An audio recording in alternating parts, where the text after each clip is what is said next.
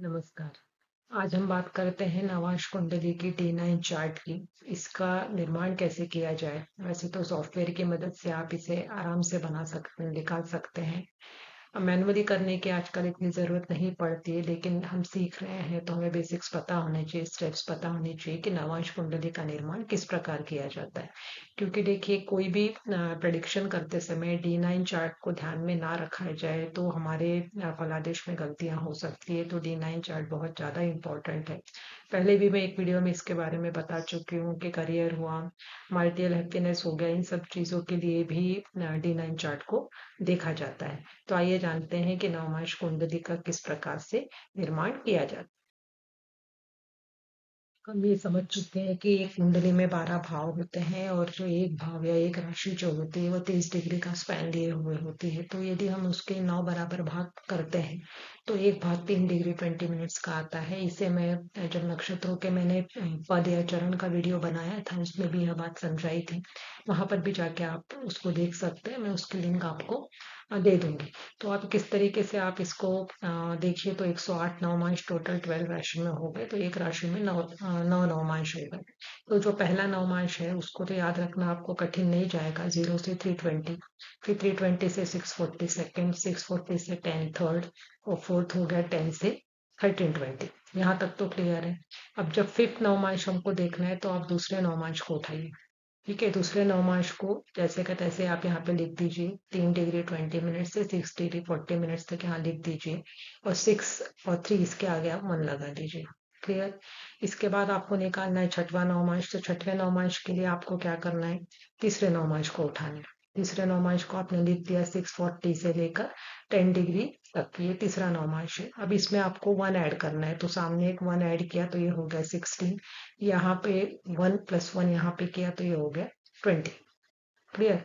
ये हो गया। अब सातवां नवमांश यदि आपको देखना है तो सातवें नवमांश के लिए आप उठा लीजिए चौथे नवमांश को। चौथे नवमांश को आपने लिख दिया। 10 डिग्री से 13 डिग्री 20 मिनट्स तक है। यहाँ पे जो 1 है इसमें +1 किया तो ये हो गया 22 हो गया 1 की जगह। यहाँ पे 13 है तो इसकी जगह आपने +1 कर दिया तो ये हो गया 23 20 मिनट्स। अब बचा आठवां नवमांश। तो आठवां नवमांश के लिए आप उठाइए पांचवें नवमांश को, वहां पे लिखिए और फिर +1 दोनों तरफ ऐड कर दीजिए तो ये हो गया आठवां नवमांश। अब आ गया आखिरी का नवमांश, नवा नवमांश। तो उसके लिए आप छठवें नवमांश को उठाइए, वैसे ही लिख दीजिए, +1 ऐड कर दीजिए तो 16। 16 +1 नहीं करना है, ये जो फर्स्ट डिजिट मैं आपको बता रही हूँ कॉर्नर वाला, उसको 1 से बढ़ाना है। तो ये 1 + 1 2 हो गया, और यहाँ पे 2 + 1 3 हो गया 30 डिग्री। ठीक है। ऐसे नहीं याद करना है आपको तो आप 10-10 डिग्री को ऐड करते चले जाइए, तो भी आपका ये सारे नवमांश आराम से याद हो जाएंगे। ये इतना कोई कठिन तरीका नहीं है, आप इसे प्रैक्टिस में लेंगे तो ये यूं ही याद हो जाएंगे। ये मैंने एक थोड़ा शॉर्टकट आपको बताया है बिगनर्स को, जिन्हें नवमांश किस तरीके से याद रखे समझ में नहीं आता है उनके लिए। नवांश चक्र में ग्रह जिस प्रकार की राशि में बैठे हुए हैं, हमें पता है कि राशियां जो होती हैं वो 4 तरीके के तत्वों के आधार पर होती है। अग्नि तत्व की राशियां, पृथ्वी तत्व की, वायु तत्व की और जल तत्व की। इसके बारे में हम पहले भी कई बार समझ चुके हैं। आप यदि राशि चक्र की वीडियोस देखिए प्लेलिस्ट में जाके तो आपको और भी चीजें क्लियर हो जाएंगी। तो यदि कोई ग्रह फायर साइन में है, अग्नि तत्व की राशि में है, तो उसका नवांश जो होता है वो मेष से शुरू होता है। ठीक है। और दी प्लैनेट यदि है कोई, मतलब वृष, कन्या और मकर पृथ्वी तत्व की राशि में ग्रह स्थित है, तो उसका जो नवांश होगा वो मकर राशि से शुरू होगा। मिथुन, तुला, कुंभ जो कि वायु तत्व प्रधान राशियां है, यहाँ पे स्थित ग्रह का नवांश तुला राशि से प्रारंभ होगा। और जल तत्व की राशियां, वाटरी साइन जिन्हें हम कहते हैं कर्क, वृश्चिक और मीन, तो इनका नवांश जो होगा वो कर्क राशि से प्रारंभ होगा। एक उदाहरण कुंडली के माध्यम से हम समझते हैं कि D9 चार्ट को हम किस तरीके से बना सकते हैं। तो सबसे पहले हमें फोकस करना पड़ेगा लग्न के ऊपर। लग्न की डिग्री देखिए, 0 डिग्री 43 मिनट्स का ये लग्न है। तो और लग्न जो है ये तुला राशि लग्न में बैठी हुई है, तो तुला राशि से ही इसका नवमांश स्टार्ट होगा। इसलिए नवमांश में भी तुला राशि होगी और पहला नवमांश ही हो, क्योंकि पहले स्पैन में ही लग्न आ रहा है। फिर बुध की बात करें तो बुध जो है वो 27 डिग्री 55 मिनट्स का है, तो ये आखिरी नवमांश में आएगा, क्योंकि 26 से 30 के बीच आखिरी नवमांश आता है। बुध जो है वो अग्नि तत्व की राशि में बैठा हुआ है, धनु राशि में बैठा हुआ है, और इसका नवमांश हम मेष से स्टार्ट करते, तो मेष यहाँ पर आ रही है। तो मेष से यदि हम स्टार्ट करेंगे तो बुध जो होगा वो 9वें भाव में आएगा, 9वीं राशि में आएगा, सॉरी। तो आप देखेंगे बुध यहाँ पर धनु लग्न, धनु राशि में ही बैठा हुआ है, वर्गोत्तम होकर बैठ गया।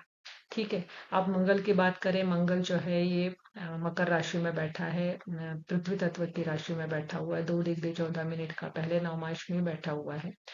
तो हमको पता है कि पृथ्वी तत्व की राशि का नवमांश मकर से शुरू होता है, तो मकर वहीं रह जाएगा, तो ये भाव वर्गोत्तम भी हो गया, उच्च का भी है। सूर्य की बात करते हैं तो सूर्य 17 डिग्री 1 मिनट का है, मकर राशि में ही बैठा हुआ है, और सूर्य जो है वो छठवें नवमांश में आएगा। तो यहाँ से यदि हम छठवां कैलकुलेट करेंगे तो हमको ये वाला हाउस मिलेगा, मतलब जेमिनी में सूर्य चला गया। आप कैलकुलेट करके देख सकते हैं। फिर आ गया गुरु। गुरु जो है वो 11 डिग्री 58 मिनट का है, ये चौथे नवमांश में आएगा, तो यहाँ से कैलकुलेट करेंगे तो गुरु हमारा यहाँ पहुंच जाएगा। ये यहाँ पे गुरु आपको दिख रहा है। फिर राहु की बात करें तो 15 डिग्री 23 मिनट्स का राहु है, मकर राशि में बैठा हुआ, तो यहीं से गणना स्टार्ट होगी। 5वें नवमांश में जाएगा तो 5वां नवमांश यहाँ पे आएगा। तो ये देखिए राहु यहाँ पे बैठा हुआ है। केतु की अलग से गणना करने की जरूरत नहीं, क्योंकि जस्ट उसके अपोजिट केतु होता ही है। अब बच्चा शुक्र। शुक्र जो है 3 डिग्री 7 मिनट का है, जल तत्व की राशि में बैठा हुआ है, और जल तत्व की राशि का नवमांश कर्क से शुरू होता है, तो ये पहले नवमांश में ही जाएगा। तो यहाँ पे शुक्र को होना चाहिए। ये शुक्र आपको नवमांश में यहाँ दिख रहा है। अब बचा चंद्रमा। चंद्रमा 60 डिग्री 30 मिनट का है, तो चंद्रमा तीसरे नवमांश में है, कर्क से गणना स्टार्ट करेंगे तो चंद्रमा यहाँ आना चाहिए। तो देखिए नवमांश में चंद्रमा आपको यहाँ पे दिख रहा है। आखिरी ग्रह बच रहा है शनि। ये भी 26 डिग्री 57 मिनट का, मतलब आखिरी नवमांश में है, अग्नि तत्व की राशि में बैठा हुआ है। तो इसको मेष से गणना करेंगे, 9वें नवमांश में पहुंचेगा, तो इसे बुध के साथ होना चाहिए। तो यहाँ पे भी आप देखेंगे शनि बुध के साथ D9 चार्ट में दिख रहा है। तो इस तरीके से हम किसी भी राशि चार्ट से D9 चार्ट इजीली बना सकते हैं। यदि आप सॉफ्टवेयर का उपयोग कर रहे हैं तो कोई दिक्कत नहीं है, उसमें भी कैलकुलेशन सही मिलता है, लेकिन हमें मैनुअली भी D9 चार्ट बनाना आना चाहिए, सो दैट हम क्रॉस चेक कर सके कि जो हमें मिल रहा है D9 चार्ट वो बराबर है या नहीं है। D9 चार्ट के बारे में कैसे बनाना है ये तो अभी हमने समझ लिया है। D9 चार्ट होता क्या है, वैसे तो मैं अभी वीडियोस में आपको बता चुकी हूँ, एक बार इसे और रिपीट कर लेते हैं। देखिए राशि चार्ट या D1 चार्ट जो होता है वो आपका एक ब्लू प्रिंट है ना, जो भगवान ने हमें दे रखा है। तो इससे हमें अपने लाइफ के सारे एरिया के बारे में इंफॉर्मेशन तो मिल जाती है, जैसे मैरिज हुआ, फाइनेंस हुआ, करियर हुआ, हेल्थ हुआ, उसके बाद होम हो गया, मदर फादर एटसेट्रा, बहुत सारे चीजें हैं हमारी लाइफ के साथ जुड़ी हुई। तो इसके बारे में भी हमको डिकोड करना है, उसको प्रॉपरली अंडरस्टैंड करना है या माइन्यूटली एनालिसिस करना है, तो हमें D9 चार्ट के ऊपर जाना पड़ता है, क्योंकि D9 चार्ट जो है, आप ये कह सकते हैं कि लग्न कुंडली यदि हमारा शरीर है तो D9 चार्ट जो है वो उसकी आत्मा है। तो D9 चार्ट का जो लग्न होता है वो बहुत महत्वपूर्ण होता है, लग्नेश की स्थिति बहुत महत्वपूर्ण होती है, और उसके बाद उसके जो त्रिकोण हाउस होते हैं 1, 5 और 9, ये हमारी नेचुरल एबिलिटीज को शो करते हैं, जो ऑलमाइटी ने हमारे due to past life karmas हमें दी है। तो उनको स्ट्रेंथन यदि हम करते हैं 1, 5 और 9th हाउस के लॉर्ड्स को, तो आप ये समझ लीजिए कि आप अपने चार्ट को काफी बल प्रदान कर रहे हैं, आपके फॉर्चून को आगे बढ़ाने में यह आपको मदद करेगा इन लॉर्ड्स के वर्शिप। इसके अलावा D9 चार्ट से हम देखते हैं तो मैरिड लाइफ के बारे में हमें पता चलता है, डिले ऑफ मैरिज पता चलेगा, पार्टनरशिप हो गया, करियर हो गया, ये सब चीजें देखने के लिए भी हमें D9 चार्ट का उपयोग किया जाता है। अब D9 चार्ट मुख्य रूप से आप इसको इस तरीके से समझ सकते हैं कि जो प्लैनेट्स हमको D1 चार्ट में दिख रहे हैं उनकी असली स्ट्रेंथ क्या है, क्या वो सच में उनमें उतना बल है जो हमको राशि चार्ट शो कर रहा है। कि मान लीजिए कोई प्लैनेट D1 चार्ट में उच्च का बैठा हुआ है, लेकिन D9 चार्ट में आप देख रहे हैं कि वो शत्रु राशि में पहुंच गया, नीच का हो गया, तो आपको ये समझ लेना चाहिए कि जो हमें ऊपर ऊपर से नजर आ रहा है वैसा है नहीं, है ना, अंदर से जो है खोखलापन भरा हुआ है। तो इसी तरीके से उल्टा भी हो सकता है, किसी ऊपर से देखने पे व्यक्ति जो है ऐसा होता है ना कि कई बार हम देखते हैं स्पोर्ट्स में कि एक कोई दुबला पतला सा स्पोर्ट्समैन होता है, जिसे देखकर पब्लिक को लगता है कि ये तो कुछ ज्यादा परफॉर्म नहीं कर पाएगा, लेकिन मैदान में उतरते ही वो सबके छक्के छुड़ा देता है। तो कुछ इसी तरीके की स्थिति डी9 चार्ट के प्लैनेट्स को देखने के बाद पता चलती है। मतलब यदि कोई ग्रह जो है वो हमको नीच का दिखाई दे रहा है डी1 चार्ट में, उसकी कंडीशन काफी वीक दिखाई दे रही है, लेकिन डी9 चार्ट में आप देखेंगे तो उस ग्रह को अच्छा बल मिल रहा है, वो केंद्र त्रिकोण में बैठा हुआ है, स्वराशि का बैठ जाए, मूल त्रिकोण बैठ जाए, इस तरीके के कुछ भी बेनिफिट उसके ऊपर एस्पेक्ट्स हैं या कंजंक्शन के है, तो आप ये समझ लीजिए कि जो हमें ऊपर से दिख रहा है असली बात वैसी है नहीं। व्यक्ति जो है वो काफी मजबूत है। जैसे लग्न यदि वर्गोत्तम होता है तो चाहे इतनी एडवर्स सिचुएशन आ जाए, व्यक्ति उसमें से उभर कर बाहर निकल जाता है। वर्गोत्तम नवयांश के बारे में भी हम आगे कभी करेंगे। वैसे वर्गोत्तम ग्रह पे मैंने एक वीडियो बना रखा है। इसके बाद पुष्कर नवमांश क्या होता है, जो इससे भी हमें समझना होगा कि एक पर्टिकुलर साइन के अंदर पर्टिकुलर डिग्री स्पैन में यदि कोई ग्रह पड़ता है तो पुष्कर नवमांश में कहलाता है। और पुष्कर नवमांश में जो ग्रह होता है वो अपनी दशा अंतर्दशा में बहुत अच्छे रिजल्ट्स देता है। ये सब चीजें इसके साथ जुड़ी हुई है।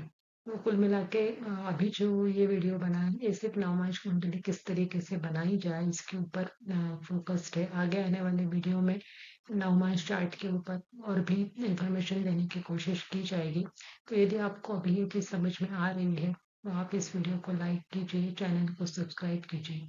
अगले आने वाले वीडियो तक आप सभी का मन से धन्यवाद। नमस्कार। नमस्कार। यदि आप अपनी कुंडली का विश्लेषण करवाना चाहते हैं या किसी शंका का समाधान चाहते हैं, तो आप स्क्रीन पे दिए हुए इस व्हाट्सएप नंबर पे हमें मैसेज कर सकते हैं। आप अपने डिटेल्स हमें भेज दीजिएगा। एक नॉमिनल रेट आपसे इन प्रश्नों के समाधान के लिए लिया जाएगा और सॉल्यूशन आप तक पहुंच जाएगा। धन्यवाद।